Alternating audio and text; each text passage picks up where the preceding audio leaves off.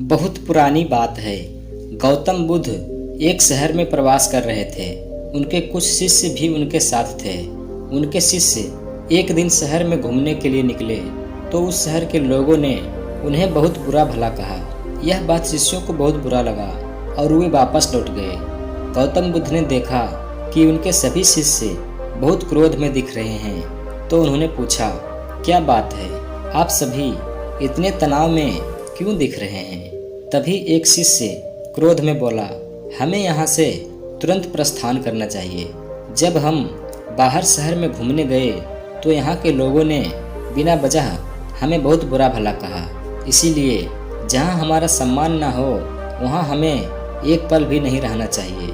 यहाँ के लोग सिर्फ दुर्व्यवहार के सिवा कुछ जानते ही नहीं हैं। गौतम बुद्ध ने मुस्कुराकर कहा, क्या किसी और जगह पर तुम सद्व्यवहार की अपेक्षा रखते हो? दूसरा शिष्य बोला, इस शहर से तो भले लोग ही होंगे।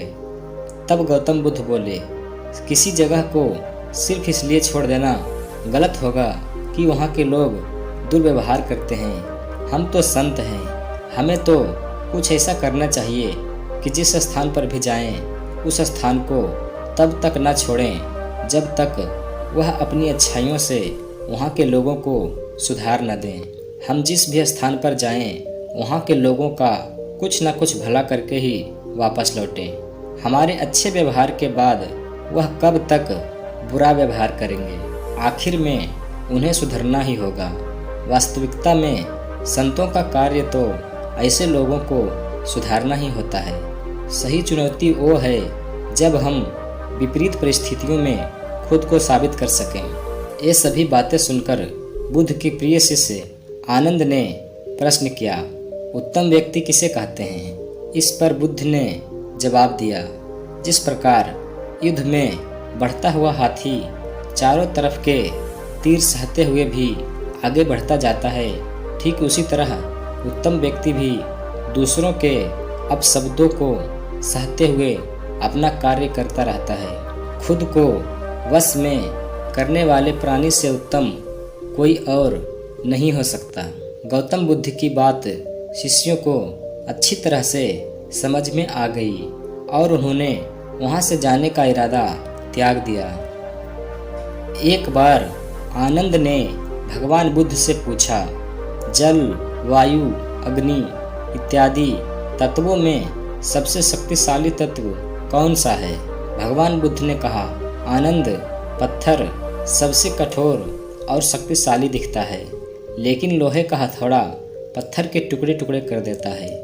इसलिए लोहा पत्थर से अधिक शक्तिशाली है। लेकिन लोहार आग की भट्टी में लोहे को गलाकर उसे मनचाही शक्ल में ढाल देता है।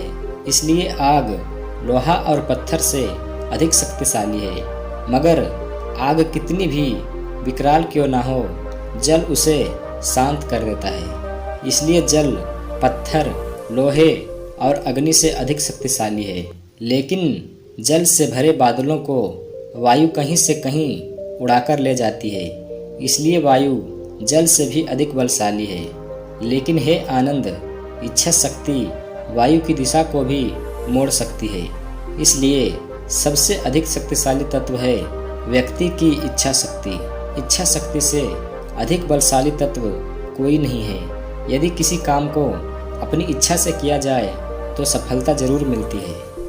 दोस्तों, भगवान बुद्ध की इस प्रेरक कहानी को मैंने बचपन में सुना था, इसलिए आज इसे मैंने आप लोगों के साथ शेयर किया है।